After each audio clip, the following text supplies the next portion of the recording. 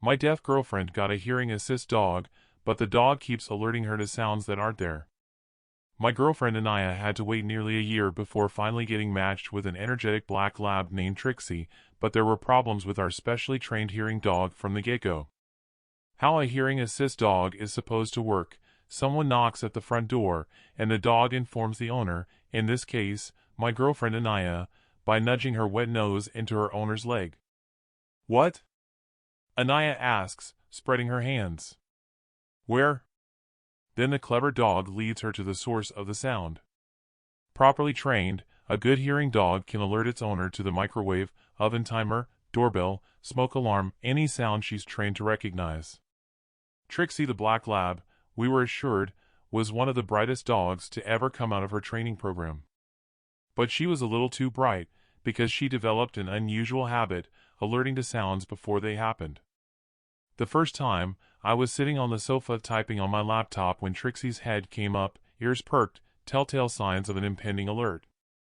She raced over to Anaya, tail wagging, and nudged her, then lead her to the front door. I frowned, because I definitely didn't hear any knocking or the bell.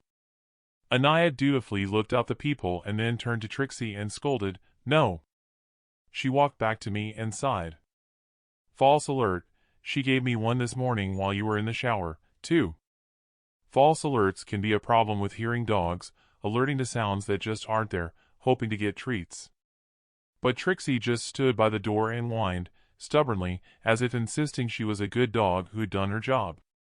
I was about to suggest to Anaya we contact the Assistance Dog Organization for advice when, ding dong, I almost jumped out of my seat. "There's someone at the door," I told Anaya. Trixie wagged her tail as we both hurried over, her tongue lolling in a puppy smile as we opened the door to find a UPS driver holding a package, and a FedEx notice on the door as well. After pulling the notice off the door, Anaya turned to me. Gosh, maybe it wasn't a false alert this morning. Maybe she just alerted me too early, like now. She must have heard the package carrier's footsteps on the sidewalk, I guessed. I marveled at Trixie. Man, she's got phenomenal hearing. Guess that's why they call them hearing dogs, joked Anaya. We gave Trixie her treat and told her good girl, and she ran a few triumphant circles before fixing us again with that doggy smile. From then on, every alert came early. Some of them made sense with her insanely good hearing. Or, as in the case of the smoke alarm, she alerted Anaya to a minute before it went off. Possibly it was due to her sensitive nose picking up the burning of the French toast. But the oven timer? How was she able to alert early to that? The phone ringing? Anaya seemed unconcerned. She simply declared that Trixie was a very special dog. But I found Trixie's early alerts to border on the uncanny. It was as if she was hearing the sounds before they happened. And then came yesterday. Anaya was called into a work meeting, and since her boss has severe allergies to dogs, she left Trixie at home with me. I was sitting at the table on my laptop, working on some reports when I felt a wet nose nudge my leg. I got up to ask Trixie what the sound was. Even though I'm not deaf, it's still a good idea to give Trixie the consistent practice, and she led me to the door, where I stood, fully expecting to hear a knock or the bell in about a minute. Then Trixie growled. For context, I'd never heard her growl before. She makes lots of sounds, whimpers, yips, and funny moans like she's talking. But she's a very good-natured pup and doesn't have a vicious bone in her body. Yet now, she stood tense, head down and tail lowered, the hackles along her back raised, lips curled to show sharp teeth. She continued to stare straight at the door, as if it weren't there and she could see right through it. And suddenly it struck me that whatever made her growl like that would be here at the door in seconds. Panic hit me. I snatched Trixie by the collar and dragged her with me into our hidden closet under the staircase, the one we call our Harry Potter closet. I whispered to Trixie, "Lie down, and quiet." A soft growl continued to emanate from her, but I put my hand on her and she quieted until she was almost inaudible, though I could still feel the vibrating deep in her body. There was the jingle of keys in a lock, and the front door opened. Footsteps. The cadence of those footsteps sounded, like Anaya? But Trixie's low growl persisted. There was a small hole in the paneling of the stair closet, and I tried to peep through it, but all I could make out was a vague figure in the front entryway. Then the figure moved. The footsteps went up the stairs, thump thump thump thump, into our bedroom, and the door closed. I heard the creak of the bed as Anaya, or someone else, laid down for a nap. My heart would not slow. Trixie was still growling. I heard her lick her lips in the dark. But why, if it was Anaya? I sent a quick text. Me, hey, where are you? Anaya, home, you? Relief flooded my system. I almost came out, then, but Trixie's soft whine stopped me. So I looked at my phone and hit the call button. I just needed to see my girlfriend signing on a video call. Or hear her voice. Upstairs, a merry jingle rang. Trixie jolted at the familiar ringtone. It was one of the sounds she was trained to alert to. Her nose dipped as if to nudge me, but then instead she licked her lips and stood still. For some reason, she didn't want to alert. Why wasn't Anaya picking up? After the call went unanswered, I sat for a moment, and then my phone vibrated with a text. Anaya, hey. Anaya, where are you? I remained still, heart hammering, trying to decide what to do, when suddenly Trixie lunged past me, slamming into the panel door and bursting out from under the staircase. Hey! I hissed, darting after her. But instead of running upstairs, Trixie ran straight to the front door. She scratched and pawed at the door as there came a knock, and a voice from outside called, "Hello? Rosie?" I lost my purse, my phone and keys were in there. "Can you open the—" At the same time, just overheard, the bed creaked as someone stood. Footsteps thumped rapidly across the floor. I yanked open the door and lunged out. Anaya stood startled on the front steps, and I snatched her hand, dragging her with me into a run. Trixie ran beside us. "What's going on?" cried Anaya. "There's someone in the house." I gasped as we pelted up the block. We didn't stop until we spotted a neighbor walking his dog.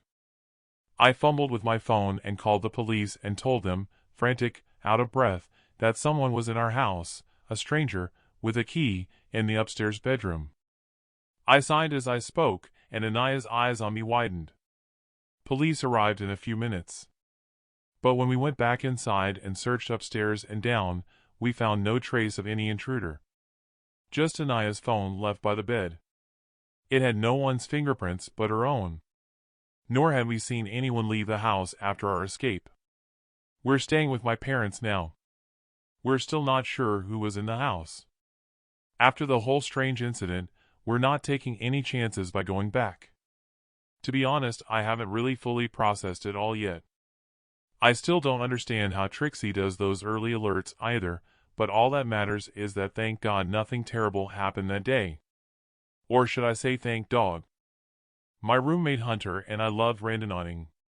It rarely ever took us further than the local McDonald's or a public pool, but there's been some nuggets of fun here and there. We once found an abandoned car in the desert, a rundown warehouse, and my personal favorite, a destroyed movie theater. That was years ago. Back when Hunter and I had no clue what randonauting was. All we knew is that it was a random coordinates generator. If I knew then what I know now, I'd tell Hunter to delete the stupid app. I miss my friend. The police told me he's 24. He more than likely just wanted to leave. My father was a homicide detective and tried pulling some strings, but there's only so much you can do when someone leaves. But I know Hunter. And I know that he would never leave his phone. Especially with an app filled with encrypted messages. It took me well over a couple of weeks and visiting hundreds of websites that had engines designed to solve encryptions. After weeks of trying to figure out his near-insane writings, I found an engine that cracked it. The following was copied and pasted directly from the website. August 12, 2019. Isaiah doesn't know I went on an expedition without him. I broke the first rule of our agreement when we decided to be randonauts together. Never go alone. I was a shit friend, but damn it, I can't wait for him. He's met a girl, and has started to doubt the potential uses of this amazingly terrifying creation. Randonauting isn't just random coordinates. Something has to be determining the outcomes. We've been going on expeditions for over 2 years now. He has no creativity. Every empty field is the same to him. Last time we went, we fought. I tried to memorize the conversation the best that I could. Isaiah, Hunter, this is stupid. Can we just admit there's nothing special about what we're doing? Me, you just don't get it. Every creation serves a purpose. The forums say that every number has a purpose. So whether you see it or not, something very clearly is playing a bigger role than we can see. Isaiah, or you're just a nerd. How many fast food places have we been to because of it? Look, it is fun when we get to see some rundown building, but how many do we actually get to explore? Not everything is some grand conspiracy. Me, except that this is. No one knows who came up with randonauting. No one knows if it's a treasure hunt or a map to the real Illuminati. Isaiah, dude, just drop me off at home. Admittedly, harsher words were used. Mostly by me. All by me. I left our apartment at 2 a.m. Isaiah's room is near the front door, so I waited to put my shoes on until I was outside. I loaded my car with supplies the night before. Rule number 2. Non-perishables and water only. Isaiah always had an energy drink in hand. But he never drank anything but water on our expeditions. He always respected our rules. That was nagging away at me as I pushed my car out of the parking spot so he wouldn't hear the engine turn over. The coordinates were only a few hours away, just outside Prescott. With my grandparents living there, I had a place to crash if my expedition took longer than expected. It was easy for time to slip away from you when we recorded just about everything. Rule number 3. If it doesn't belong, log it. The drive was quiet until I realized how uncomfortable the silence was. I threw on a podcast, but I was so anxious to get to Prescott, all I remember was the ad read. Just past the courthouse in Prescott is a wooded area. The coordinates took me a couple of miles behind a barbecue joint my dad has deemed the most okay barbecue this side of the courthouse. I trekked through the woods that were balding like Prince William until the air pressure changed. I almost ran out of breath just walking. This was already different from any expedition. Something was in the air. My blood started to run cold. My bones felt achy. I could feel my heart beating, and I swear to God if it wasn't for my layers of jackets, you'd be able to see it. But that was the least of my problems. Because my body was prepping me for what I was about to find. I have never been to a funeral. I have never seen a dead body. I love horror movies, and had gone to film school for a couple of years, so I knew how fake dead bodies looked.